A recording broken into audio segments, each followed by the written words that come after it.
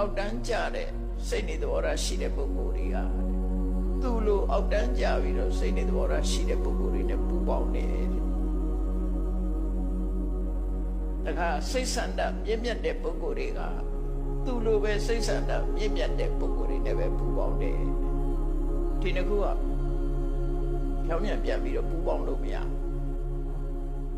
စိတ်ထားယုံညံ့တဲ့ပုဂ္ဂိုလ်တွေကစိတ်ထားယုံညံ့တဲ့ပုဂ္ဂိုလ်ချင်းပဲပေါင်းလို့ရတယ်စိတ်ထားမြင့်မြတ်တဲ့ပုဂ္ဂိုလ်တွေကစိတ်ထားမြင့်မြတ်တဲ့ပုဂ္ဂိုလ်အဲ့ဒါကို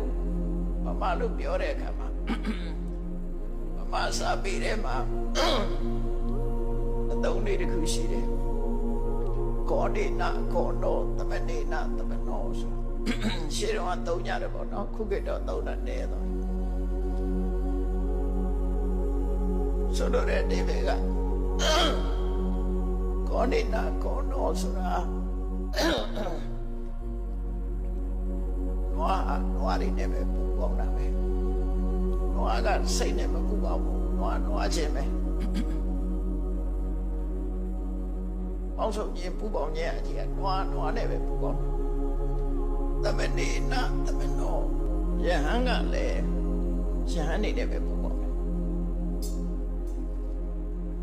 ကောဏိနာခောနောသမနေနာသမနောဆိုတာဝါဒနာတူရစိတ်ဆန္ဒတူရပူပေါင်းကြတယ်ဆိုတဲ့အဓိပ္ပာယ်ကိုသုံးတဲ့စကားလုံးအဲ့ဒါ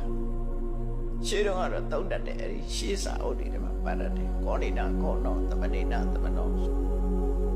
ပါဠိစာပေရရတဲ့အသုံးလေးတစ်ခုဆိုလိုတာကတော့စိတ်ကောင်းရှိတဲ့လူတွေကစိတ်ကောင်းရှိတဲ့လူတွေနဲ့ပေါင်းတယ်စိတ်ကောင်းမရှိတဲ့လူတွေကစိတ်ကောင်းမရှိတဲ့ပုဂ္ဂိုလ်တွေနဲ့ပေါင်းတယ်ဗမာစကားနဲ့ရှင်းရှင်းပြောမယ်ဆိုရင်ဝါဒနာတူရပေါင်းတယ်ဆိုလို့ရှိရင်ဒီခေတ်လူတွေပို့နားလဲလား